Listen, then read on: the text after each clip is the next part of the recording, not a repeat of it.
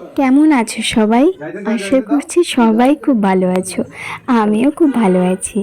আমি গত দুটো ভিডিওতে দেখিয়েছিলাম গোপুসোনার স্নানের উপকরণগুলো কি কি এবং গোপুসোনার স্নানাভিষেকের ভিডিও দিয়েছিলাম।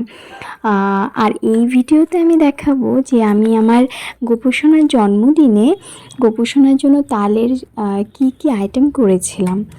তো দেখো, সবার প্রথমে তো তালের পাল্পটা আমার বের করে নিতে হবে, সেটাই চলছিল। সেটা করে আমি খানিকটা তাল তাল ক্ষীরের জন্য বসিয়ে দিয়েছি।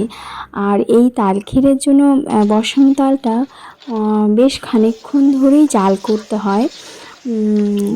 অনেকটা সময় ধরে জাল করার পরে যখন থিতিয়ে আসবে জিনিসটা, দেখো চিনি দেওয়ার পরে অনেকটা থিতিয়ে এসেছে। এবার আমি দুধ দিয়ে দেবো।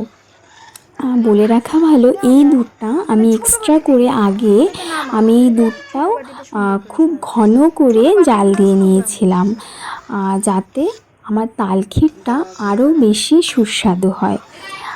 এবার এটা আমি ভালো করে মিক্সড করে নিয়ে তারপর খানিকটা কাজু কিশমিশ অ্যাড করে নেব। তারপরে দেখো, আমার তাল ক্ষীরটা প্রায় কমপ্লিট। এটা আমি এখন ঠান্ডা হওয়ার জন্য দিয়ে দেবো। আর এইদিকে আমি কিছু তালের মালপোয়া করব এবং কিছু ফুলুরি করব। আমি দেখো কিছু বড়া করে নেব। বেশ খানিকটা বেশি করে তেল দিতে হয়, তেল দিয়েছি আর কি। তো আমি বড়া দিতে দিতে একটা কথা জানতে চাইবো যে তোমরা তোমাদের গোপুসোনার জন্য তালের কি কি আইটেম করেছো, কি কি মেনু করেছো, অবশ্যই আমাকে কমেন্টে জানিও। আর এই ফুলুরিগুলো খেতে তোমাদের কেমন লাগে জানিও। তো দেখো, আমার বড়া দেওয়া হয়ে গেছে। এবার আমি এগুলো উল্টে পাল্টে ভালো করে লাল লাল করে ভেজে নেব। এই বড়াটা একটু লাল হবে কারণ হচ্ছে এটার মধ্যে আমি একটু কলা মিশিয়েছি। এটা অপশনাল, অনেকে মেশায় না। আমি এখানে কলা মিশিয়েছি, যার জন্য এটা একটু লাল লাল হবে।